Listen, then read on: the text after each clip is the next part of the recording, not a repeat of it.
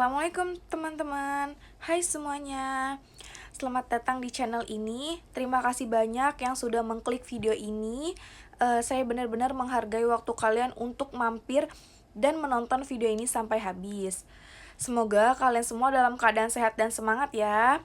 Karena kita akan membahas sesuatu yang cukup menarik hari ini. Tapi sebelum itu, perkenalkan dulu, nama saya Davina Zahrani. Di video kali ini, kita akan membahas topik yang cukup serius tapi sangat penting ya. Nah, topiknya itu mengenai tingkat pengangguran di Indonesia. Tujuan dari video ini itu saya ingin memberikan wawasan yang jelas tentang kondisi pengangguran di Indonesia saat ini.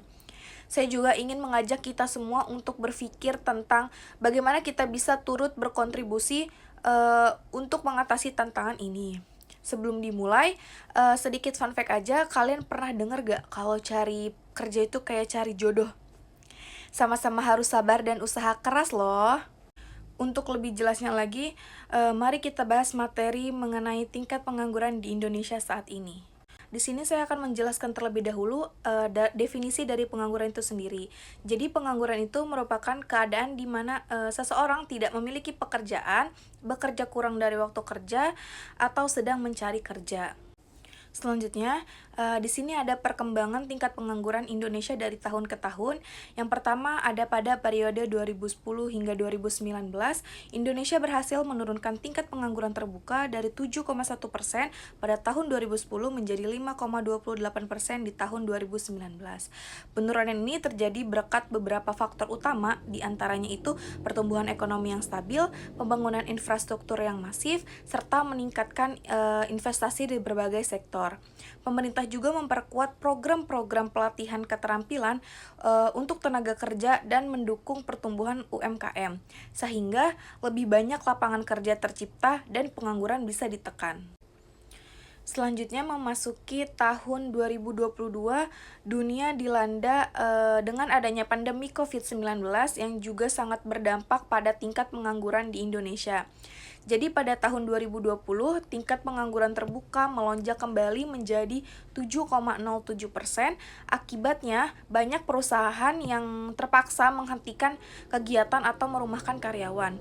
Namun, di tahun 2021, dengan adanya berbagai upaya pemulihan dan pembatasan yang mulai dilonggarkan, tingkat pengangguran terbuka Indonesia sedikit membaik menjadi 6,49%. Meski angka ini masih dibilang tinggi, tetapi menunjukkan adanya perbaikan dari puncak krisis sebelumnya. Dan yang terakhir ada pada periode 2022 sampai 2024. Jadi Indonesia mulai memasuki masa pemulihan ekonomi pasca pandemi. Jadi pemerintah bersama sektor swasta gencar mengupayakan program pemulihan ekonomi yang juga berfokus pada penyerapan tenaga kerja. Nah, hal ini berdampak positif dan pada bulan Agustus 2023, tingkat pengangguran terbuka tercatat sekitar 5,86%. Angka ini menunjukkan bahwa tingkat pengangguran semakin mendekati kondisi sebelum pandemi. Berikut ini ada jenis-jenis pengangguran berdasarkan penyebabnya. Ada 4 jenis pengangguran berdasarkan penyebabnya. Yang pertama, pengangguran friksional. Ini terjadi karena kesulitan sementara dalam mempertemukan pencari kerja dan lowongan pekerjaan yang ada. Yang kedua, pengangguran struktural. Ini terjadi karena disebabkan oleh perubahan struktur kegiatan ekonomi. Kemudian yang ketiga ada pengangguran teknologi. Ini terjadi karena ditimbulkan oleh penggunaan mesin dan kemajuan teknologi lainnya. Yang terakhir itu pengangguran siklikal. Nah, pengangguran ini itu terjadi karena dampak perubahan dalam perekonomian, terutama dampak dari permintaan dan penawaran terhadap suatu barang.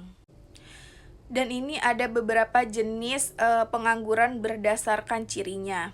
Yang pertama itu ada pengangguran terbuka.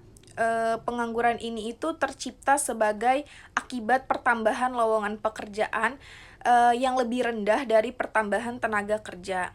Kemudian yang kedua ada pengangguran terselubung. Pengangguran ini terjadi pada orang yang mempunyai pekerjaan tetapi produktivitasnya itu rendah gitu ya. Yang ketiga ada pengangguran musiman. Nah, pengangguran ini itu terjadi disebabkan karena adanya perubahan musim di suatu negara. Dan yang terakhir itu ada setengah menganggur. Setengah menganggur ini terjadi apabila tenaga kerja tidak bekerja secara optimum, di mana mereka bekerja kurang dari 35 jam per minggu. Nah, ini ada beberapa faktor yang bisa mempengaruhi pengangguran. Di antaranya yang pertama itu ada pertumbuhan penduduk, kemudian yang kedua keterbatasan lapangan kerja, yang ketiga krisis ekonomi, yang keempat kebijakan pemerintah, yang kelima pasar kerja yang fluktuatif atau tidak stabil, dan yang terakhir itu diskriminasi dalam pasar kerja. Apa aja sih dampak yang bisa mempengaruhi pengangguran itu sendiri? Nah, di sini ada beberapa dampak ya. Dampak yang pertama itu ada dampak pada ekonomi. Yang pertama, penurunan pendapatan per kapita. Jadi, pengangguran menyebabkan berkurangnya pendapatan individu yang berdampak pada penurunan pendapatan per kapita di masyarakat. Kemudian yang kedua ada penurunan pendapatan negara. Jadi tingginya angka pengangguran itu mengurangi basis pajak, sehingga pendapatan negara dari pajak itu menurun. Selanjutnya ada dampak dari sosial. Yang pertama, peningkatan kemiskinan. Banyaknya pengangguran seringkali berujung pada peningkatan angka kemiskinan karena individu tidak memiliki sumber pendapatan untuk memenuhi kebutuhan dasar mereka. Kemudian yang kedua ada ketidakstabilan sosial dan politik.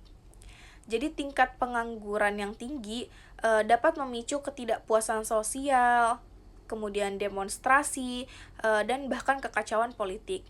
Yang ketiga, tindakan kriminalitas. Dalam upaya memenuhi kebutuhan hidup mereka, individu yang menganggur mungkin terpaksa melakukan tindakan kriminalitas seperti pencurian ataupun penipuan. Dampak selanjutnya itu ada dampak psikologis. Jadi pengangguran juga berdampak pada kesehatan mental individu. Seringkali menyebabkan depresi, kehilangan rasa percaya diri, dan mungkin stres akibat ketidakpastian ekonomi. Dan yang terakhir ada dampak penurunan keterampilan. Waktu yang panjang dalam keadaan menganggur itu dapat menyebabkan hilangnya keterampilan bekerja. Dan ini ada solusi untuk mengatasi pengangguran. Yang pertama, peningkatan pendidikan dan keterampilan, program pelatihan keterampilan sesuai kebutuhan industri, khususnya di sektor teknologi dan manufaktur. Yang kedua, pembangunan UMKM, dukungan modal, pelatihan, dan akses pasar untuk UMKM akan mendorong kewirausahaan lokal dan menciptakan peluang kerja yang baru. Yang ketiga, kerjasama internasional. Perjanjian tenaga kerja dengan negara lain dapat mengirim tenaga kerja terampil ke luar negeri untuk memenuhi kebutuhan sektor yang dibutuhkan. Kemudian, yang keempat, ekonomi digital dan kreatif. Nah, pemerintah dapat mendorong perkembangan ekonomi digital dan industri kreatif untuk membuka lapangan kerja yang baru. Yang terakhir, peningkatan investasi.